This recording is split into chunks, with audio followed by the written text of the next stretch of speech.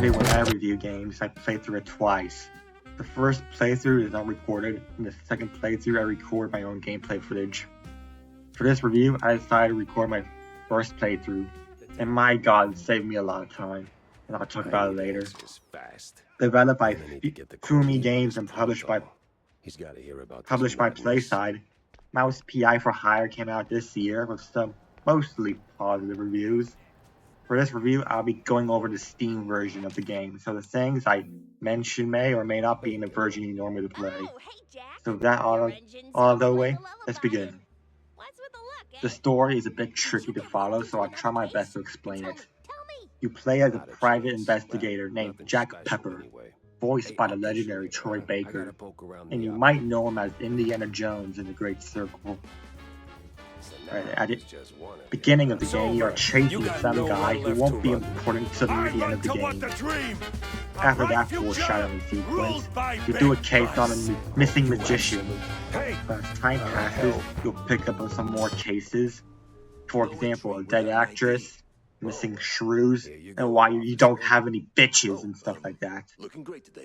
You talk to some strangers and freaks to get more clues on your cases, until your board gets full of evidence. Overall, I like the story, the characters are enjoyable, Jack is pretty funny, and cynical at times. There are a lot of references in this game, which 9 out of 10 times I instantly point out. Are now onto the gameplay. This game is a boomer shooter, so you can't expect to carry a whole bunch of weapons at once. The game has a fixed health system, so the only way to heal yourself is by drinking these jugs or eating cheese. You can upgrade your guns up to 3 times each with Tammy's Workshop with blueprints, and you can do things like have an alt fire, increased ammo, and more accuracy, etc. Jack does have upgrades of his own by being able to use his tail to glide, grapple, and run on certain walls. There are a few power-ups in this game that Jack can use at certain points. There are boss fights in this game which are pretty easy for me, to be honest. One in particular is a fight with Vic Gator, and the fight kind of reminds me of the Vulcan Raven fight from Metal Gear Solid.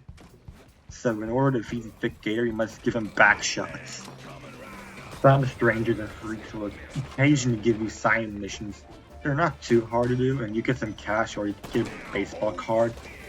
I don't have much to say about it, so I'm gonna move on. Unless you're blind, everyone in this game is a mouse. He's a mouse, she's a mouse, you're a mouse, everyone's a mouse. The game is heavily inspired by the 1920s Red Hood animation, where everything, including the guns, are cartoonishly animated. Some of the ammunition have little faces on them, which is pretty funny. The main villain of this game, Milfred Sawyer, is supposed to be a mixture of Walt Disney and Adolf Hitler. Look at him, he looks like Walt Disney and he runs a big mouse party, which is basically the Nazi party for those who were sleeping in history class.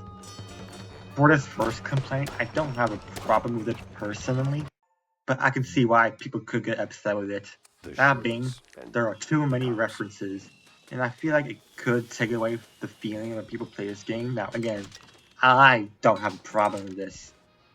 It's just other people might have a problem. Another complaint I have is that you cannot replay levels after you beat the game, and the only way to replay levels is by making a new game, which does suck and wastes a whole lot of time, and I wish they would fix that. The final complaint I have is that you can only carry a limited amount of ammo, even with upgrades. I still feel like that Jack isn't carrying enough. Overall, I had a pretty good time with this game. I enjoy its hand-drawn animation and the effort I went to the making of this game. The game does take around 12 to 15 hours to beat, so it's a pretty long game. Overall, I give this game a 9 out of 10.